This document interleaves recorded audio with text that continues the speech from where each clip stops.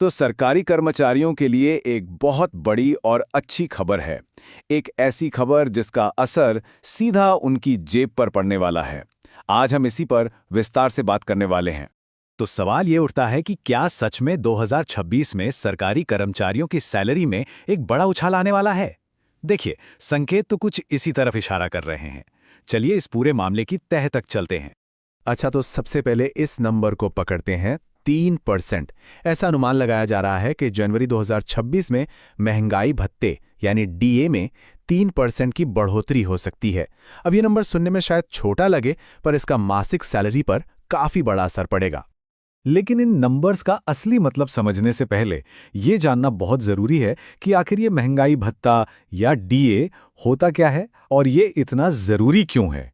तो देखिए, महंगाई भत्ता या डियरनेस अलाउंस सैलरी का वो हिस्सा है जो बढ़ती महंगाई यानी इन्फ्लेशन के असर को बेअसर करने के लिए दिया जाता है। मतलब इसका सीधा सा मकसद ये है कि चीज़ों के दाम बढ़ने से कर्मचारियों की जेब पर ज़्यादा बोझ ना पड़े। और देखिए, डीए बढ़ने का मतलब सिर्फ ये नहीं कि महीने के आखिर में ज्यादा पैसे हाथ में आएंगे। इसका असर बहुत गहरा होता है।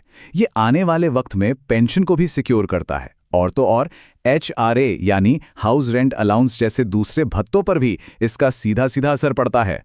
तो चलिए अब आते हैं असली मुद्दे पर और हिसाब किताब लगाकर देखते हैं कि ये 3% की बढ़ोतरी असल में जेब में कितने रुपए बढ़ाएगी। पहला केस देखते हैं।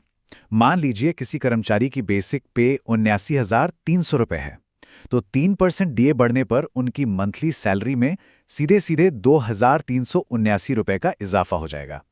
इससे उनकी टोटल सैलरी बढ़कर 1,35,603 रुपए तक पहुंच जाएगी। अब एक और उदाहरण लेते हैं।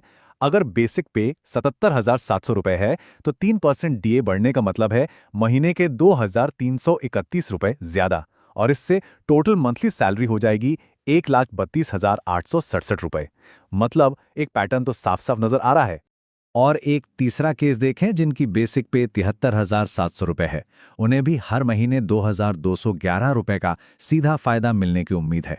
उनकी टोटल सैलरी 1,26,000 रुपए के पार चली जाएगी, यानी इसका फायदा हर पे स्केल के कर्मचारी को मिलेगा। लेकिन रुकिए, कहानी यहीं खत्म नहीं होती। जनवरी 2026 की ये डीए बढ़ोतरी असल में ये तो बस एक ट्रेलर है। इसके बाद एक और बहुत बड़ा बदलाव आने वाला है। जी हाँ, हम बात कर रहे हैं 8वें वेतन आयोग की। असल में डीए में ये जो बढ़ोतरी है, इसे आने वाले एक बहुत बड़े बदलाव का संकेत माना जा रहा है, और वो बदलाव है 8वां वेतन आयोग। जरा सोचिए, 8वां वेतन आयोग जब लागू होगा तो क्या क्या हो सकता है। बेसिक सैलरी में एक बड़ी छलांग लगेगी, फिर उस नई बेसिक सैलरी पर डीए कैलकुलेट होगा, एचआरए और दूसरे अलाउंसेस भी बढ़ेंगे, और सबसे आखिर में पेंशन में भी एक जबरदस्त उछाल आएगा। ये एक तरह से पूरा फाइनेंशियल मेकओवर होगा। तो अब तस्वीर थोड़ी साफ हो रही है कि 2026 सरकारी कर्मचारियों की फाइनेंशियल लाइफ में एक मील का पत्थर क्यों साबित हो सकता है। ये साल एक डबल बोनांजा लेकर आ रहा है। इस टाइमलाइन से पूरी बात आसानी से समझ में आ जाएगी। देखिए, साल की शुरुआत होगी डीए में बढ़ोतरी के साथ, और फिर साल के दौरान ही 8वें वेतन आयोग के लागू होने की भी पूरी संभावना है। यानी एक के बाद एक दो बड़े फाइनेंशियल बूस्ट। तो कुल मिलाकर निचोड़ क्या निकलता है? सीधी सीधी बात यह है कि जैसा हमने देखा, अगर बेसिक पर 79,300 रुपए है, तो कुल वेतन 1,35,000 रुपए से ज्यादा होगा।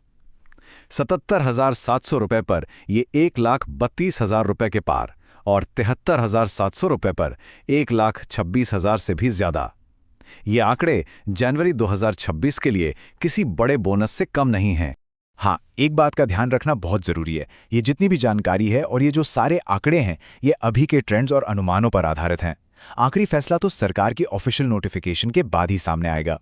लेकिन जैसा कि रिपोर्ट्स बता रही हैं, संकेत तो एकदम साफ हैं। जनवरी 2026 सरकारी कर्मचारियों के लिए सैलरी बढ़ने का एक बहुत बड़ा महीना होने वाला है, और ये तो सिर्फ उस बड़े फाइनेंशियल उछाल की शुरुआत होगी जो 8वां वेतन आयोग अपने साथ ला सकता है। और आखिर में एक सवाल सबके मन में रहेगा कि जब डीए हाइक और नया पे कमीशन ये दोनों एक साथ आएंगे, तो ये डबल फाइनेंशियल बूस्ट 2026 में लाखों परिवारों की आर्थिक जिंदगी को किस तरह से बदलने की ताकत रखता है। ये वाकई सोचने वाली बात है।